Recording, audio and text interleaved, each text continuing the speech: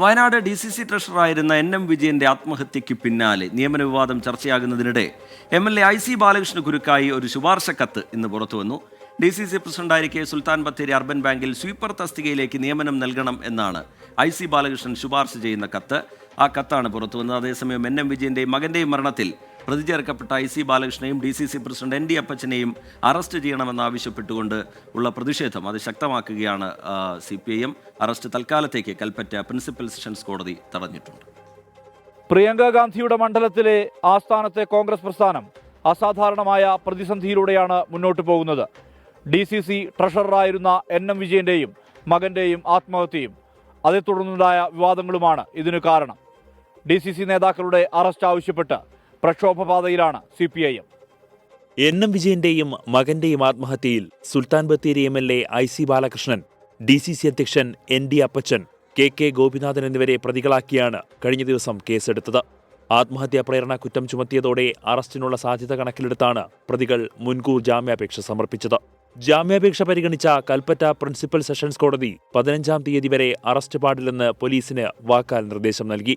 IC ബാലകൃഷ്ണന്റെയും ND അപ്പച്ചന്റെയും phone switched off ആയതോടെ ഇവർ ഒളിവിൽ പോയതായുള്ള അഭ്യൂഹം ശക്തമായി. ഇതോടെ IC ബാലകൃഷ്ണൻ ആരോപണം നിഷേധിച്ചു. ഞാൻ എൻ്റെ വ്യക്തിപരമായ ആവശ്യങ്ങൾക്ക് വേണ്ടി കർണാടകയിൽ വന്നതാണ്.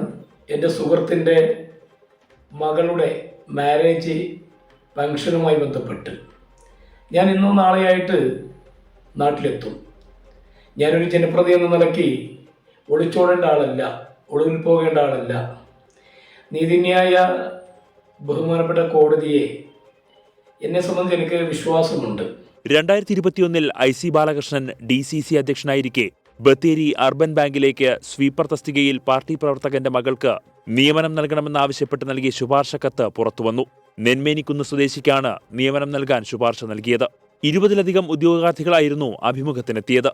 ഈ നിയമനത്തോടെയാണ് NM വിജയന്റെ മകൻ ജിജേഷിന് അർബൻ ബാങ്കിലുണ്ടായിരുന്ന ജോലി നഷ്ടപ്പെട്ടതെന്നാണ് CPIM ആരോപണം.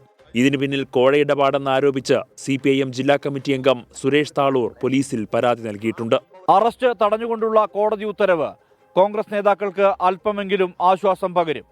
എന്നാൽ നിയമന ശുപാർശക്കത്ത് പുറത്തു വന്നതിന് പിന്നാലെ IC ബാലകൃഷ്ണൻ കൂടുതൽ പ്രതിരോധത്തിലാകുമോ എന്നുള്ളതാണ് കണ്ടറിയേണ്ടത്. മനു ദാമോദരനൊപ്പം സുർജിത് അയ്യപ്പത്ത്, 24 വയനാട്. പൊതുജനം കഴുതയല്ല സാർ.